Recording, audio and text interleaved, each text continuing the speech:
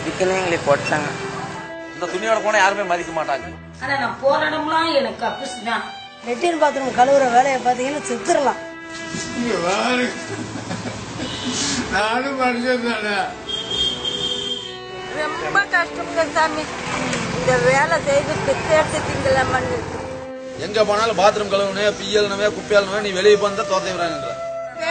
பேடுவாங்க, கவர்ல பேண்டுவாங்க, எல்லாத்துலயும் பேண்டு போடுவாங்க.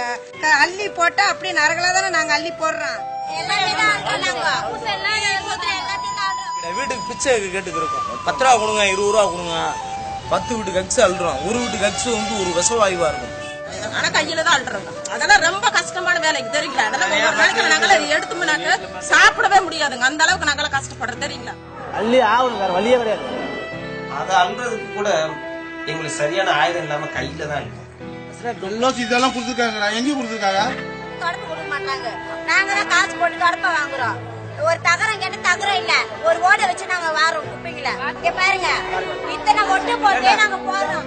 இதுக்கெல்லாம் மரியாதை மேடம் தேட முடியாது, கேட்க முடியாது. இந்த காலம் பூரா கஷ்டப்பட்டு சீக்கிரம் சாக வேண்டியதுதான். வரம்பு ஸ்டாப் நான் ஒரு ஆளுங்க வரம்பால் இறக்கி அவன் செத்தா காசு கிடைக்கும் அப்படின்ட்டாங்க. கட்டாசல் மழை வந்து வெள்ள நேரம் பண்ணலைங்க. அந்த பொண்ணு 2000 தரலைங்க. மானுக்கு விடுதலை கிடைச்சிருச்சு. எங்களை போய் அறிஞர் சமுதாயத்துல பிறந்த மனுஷனுக்கு தான் இன்னைக்கு வேற விடுதலையே கிடைக்கல. அந்த மாதிரி குப்பை இடுறத பாத்துட்டு என்னை தொடாதம்மா, கைய கழுவிட்டு தூக்குமா. ஏன்னா இந்த வேலை செய்யும் போது அம்மானு கூட கூப்பிட மாட்டான். சத்தியான மனுஷன் கிடையாதா? இதே வேலையை வேற சமூகத்துக்காரன் செய்ய மாட்டாங்க. எவ்வளவுதான் பணம் கொடுத்தாலும் அந்த வேலை செய்ய மாட்டாங்க. உடம்புல ஓடுற ரத்தம் தான் எங்களுக்கு ஓடுது. எங்களுக்கு காரா ஓடுது சொல்லுங்க, இல்ல சாக்கடா ஓடுதா? அது குப்பலுக்குன்னா கூட அள்ளிட்டு போயிடலாம். செப்பிட்டாங்க இறங்கி அந்த வேலையை பார்த்து அது ஒரு ரூபாய் சாப்பிடறதுக்குள்ள மனுஷனே இல்லாத போயிட்டேன். அந்த காசு வேணுமா? வேணும். எங்களுடைய வறுமையை வந்து இந்த சமுதாயம் பயன்படுத்துது. இந்த மாதிரி கையால மழை அள்ள வச்சா அவங்கள வந்து ஜெயிலுக்கு அனுப்புனு சொல்ற நீ. ஆனா நீ எத்தனை பேரை இது வரல ஜெயிலுக்கு அனுப்பிட்டு இருக்கிற? சட்டம் வந்துட்டு எங்க தெருவுக்குள்ள தெரியாது. இன்னும் 30 வருஷம் அடுத்த தலைமுறைக்கு இது தொடரும். நாங்க இதை செய்யறோம் அதை செய்யறோம்னு கவர்மெண்ட் சொல்றாங்களே அப்படியே என்ன செஞ்சிருக்காங்க, எத்தனை பேர் இதனால பலன் அடைஞ்சிருக்காங்கன்றத சர்வே பண்ணி அவங்கள கணக்காட்டுங்க.